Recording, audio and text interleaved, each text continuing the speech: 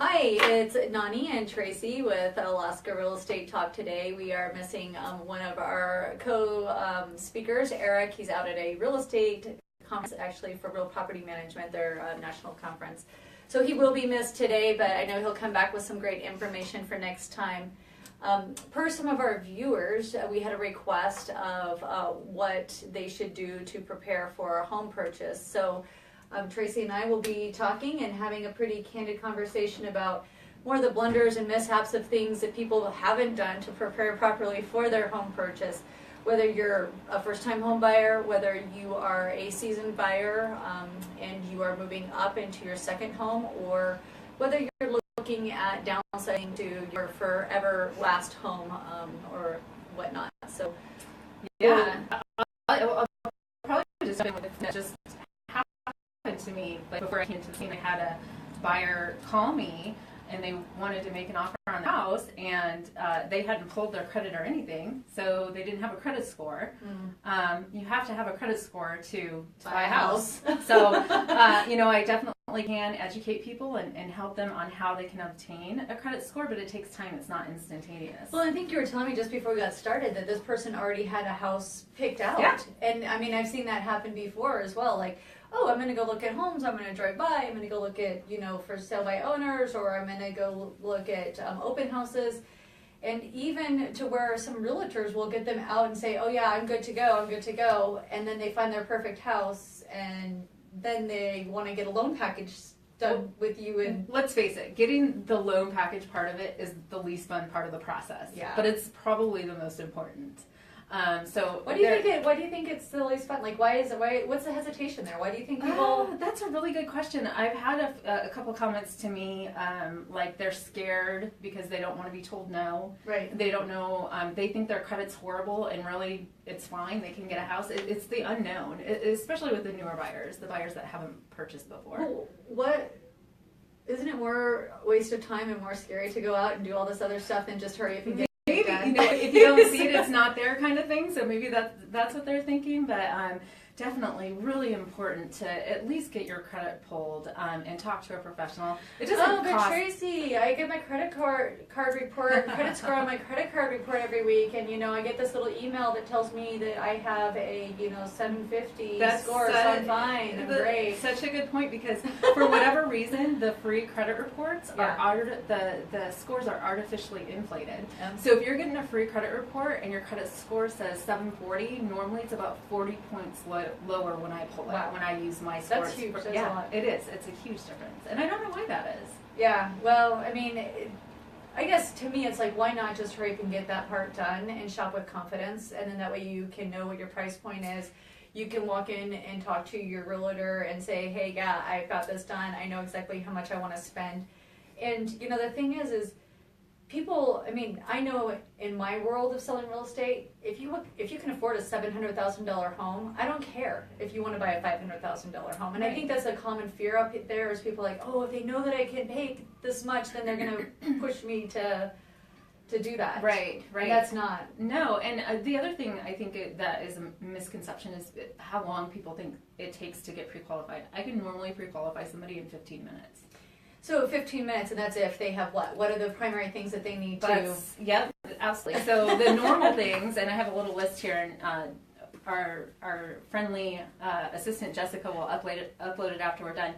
Normally you need 60 days of bank statements, right? 30 days of pay stubs, last 2 years tax returns. Unless you're a first-time home buyer, you normally need the last 3 years of tax returns. Right. Copy of your driver's license, your employer's information for the last 2 years, and your physical address for the last 2 years. Got it. So it's just a matter of gathering all those items that, I mean, most people don't have those sitting in a folder, so then they have to go and collect it. Do you think that's maybe some of the... Yeah, it could be, but you could physically have a conversation with me on the phone and give me your name, birthday, and social security number, and your address, and I could pull your credit. Yeah. And have a really good idea, based on your credit alone, where you're at. You don't need the list of stuff I just went over until you're actually, wanting to make an offer. So here's another thing that we've run into before. We've done a lot of transactions together. I mean, honesty, like the consumer has to be completely honest with A, the realtor, and B, the lender, because it will come up eventually. Yeah. I mean, and you don't want something to pop up that you could have just taken care of a month before you were to Right. close, or One of those main things is the down payment, because with mortgages, there's certain money you can use for a down payment, Right. and there's certain sources of money you can't use for a down Yeah. payment. And so that's happened a couple times where they told me they had the money, and then I get their documents, and there's a huge deposit in their bank account, and we have to trace that. We have to where did find that come out. from? Yeah. It didn't fall out of the sky. Yeah. Right in your bank account. And it's funny. I mean, I actually was selling real estate for a little while, shamefully, that I didn't realize that on the title report, like people, this whole title report, they pull the buyer's title as well as the seller's, and I think that's So something if else there's that any comes up. judgments or anything Yeah. against either party, it'll show up on that Yeah. title report, because Yeah. it's public record. So Yeah. we will find out about it. So Yeah. there again, just be honest with the Yeah. people that you choose to work with and help you out through the process. Because we are there to Yeah. help them. Really do want Yeah. help. It's not worth your time to, go down a trail and then find something later on that's wrong. It would be easier for everybody involved if people would just. Yeah, especially the buyer themselves, because I'm sure they don't want to be disappointed. Well, no, nobody wants to be disappointed. And I think 99% of the things can be fixed or taken care of. Absolutely. And then it makes for the process to run so much smoother if we know, okay, this is something we have to do. That's what we do, is we take care of things. We make things run smooth, but we can't take care of things, and we can't let them run smoothly if we don't know what they are. Exactly. And that's another thing I tell clients all the time. It's not a question of no, I'm not telling you no, you can't ever publish. I can tell you what you need to do. I give you to be. Oh, a little bit depressing. Oh, I don't know. Well, it's true. It's really important. But, I think that just kind of goes into, really doing your research. I mean, there's so much information on the internet. And I think, a lot of people are like, oh, no, I got it. And we are in the information age of let me do my research. And I think that that's awesome. But as a realtor, there's stuff that just can't be done in research that, market time in the market knowledge, and that experience that I think just kind of comes up with, frankly, having been in the business for several years as far as that goes. So I think it's important for people to work with a seasoned Realtor. realtor. Yes. Yeah, there's some We're a real estate team, because we're a real estate team, and Yeah. we have newer people on our team, and I think they're phenomenal, but, it's also important to have that experience. They're working, for you in that aspect. So tell us the difference then, why you have a team. Like, what's the difference between a listing agent and a buying agent? So we were talking about this a little bit different. One, you were saying you get a lot of people that don't even know about the real estate fees and commissions and different things to that effect, and the difference between them. And who pays them? Mm-hmm. So typically when a buyer is in listing or contract to utilize their services, there are no fees for them to utilize the services of a realtor. I like having a buyer specialist. This is just my personal preference, because just like any other skill set, you fine-tune your skills to a higher level if that's the one thing that you focus on, and you become hypersensitive to that. So on our team, we have buyer specialists, and that's all they do is they spend 100% of their time looking for homes, negotiating deals to, get the buyers a good deal on their home. Also, they're, looking at the inventory. They know what a good deal looks like, and they can decipher that. So they've seen the inside of the houses, because they take people out all the time, so Right. they know what, they can tell the buyer you probably won't like this house because, or. Well, yeah, absolutely. So they really do stay on top of the inventory, but maybe fine-tune their negotiation skills to work for a buyer. We save on average about, I want to say around $3,000 to $7,000, in that range on those clients on the purchase of their home. And I'm not just talking closing costs, I'm talking negotiating on repairs and all that other stuff. So it's really important to have somebody that is fully advocating for you in that realm. And they're going to buyer. It's usually those services are free unless for some reason you end up with a sale by owner, you have to negotiate costs and commissions into that transaction. Right. But that's a case-by-case basis as far as that goes. And then, we also have listing specialists, and they spend 100% of their time working with homeowners and helping them get the highest and most out of their house. It's kind of jack of all trades, master of none. So we choose in our business and at our company to be masters of our trade. Absolutely. As far as that goes. So yeah. It's just it's a different model, and it works well for us. I've been, selling real estate with my dad for over 16 years, and that's just the way we've always operated. So yeah. But as a seller, you typically do pay the licensing fees and different things like that. But that kind of brings me to the other point that I'd like to just touch on is, it's an important thing. Being a move up seller or buyer, you have to unload some real estate, whether you're buying a larger home or you're downsizing your forever home.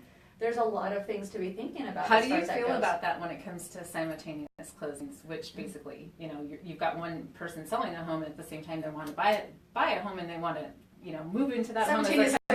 It's like it has to all happen the same day. It used to be a little bit easier before the federal regulations, like always. New Fed regulations stepped in and said that we can't do that anymore, or it just doesn't work as smooth as it used to.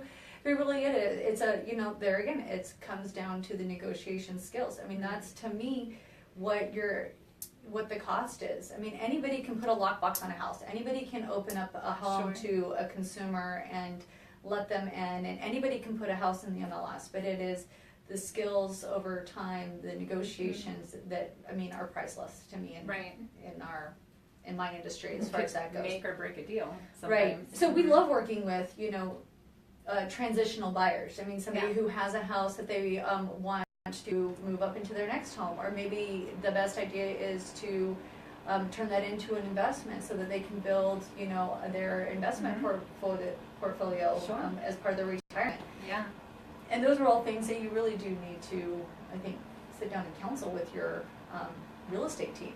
And I wish people would think of it like that, like, this is my real estate team. These are my people. And I'm making a really big purchase in my life that I should probably listen to what they have to say. Well, and not just for the first time, but the second time and the third time. I mean, I've thought about this before. I mean, you don't go and see a different doctor every time you need to go to the doctor. So you stick with the same doctor. You go over and over again. They know you. They know your life, your history, and your goals. And absolutely, yeah. I don't know why in real estate people don't just have a real estate team that they can trust. Yep.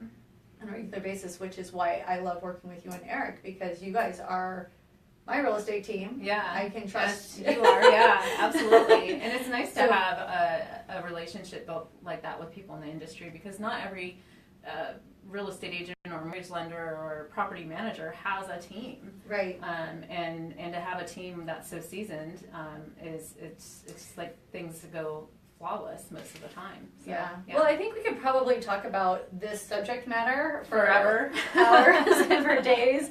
But there really is just a lot of things, and I think the biggest takeaway that I would want anybody to get from this is to be engaged in the process. Read your documents. Talk to your consultant. And that would be, your mortgage lender and or your realtor. Make sure that you understand everything in the process, and don't just sign away with this digital age. I'm surprised at how many people just kind of sign. They don't have any questions. I'm like, well, don't read it. We want you to read it. Yeah. And I think the biggest thing I want people to take away is don't be scared to get pre-qualified. I mean, it might be scary because you haven't done it before, but it's really not, and it's really a lot easier than people think. Well, and I think that goes to setting up your team of advisors. I mean, like, what do I need to do to prepare? And I mean, yeah, sure, I'm not ready today, but how can I be ready in 6 months? How can I be ready in 8 months? And what is the benefits between the two? So I think that's definitely in a nutshell of what we're looking at as far as that goes. So we'd definitely love to have you guys continue joining us and give us more posts and likes. And let us know if you have any questions or anything else you want to hear about. We are open to any discussion. We love the feedback. Absolutely. Yeah, definitely. Yeah. Don't forget to join us the second and fourth Wednesday of every month, because we will always be here, hopefully. At least two of us. All right, guys. Thanks. See ya. Have a good day.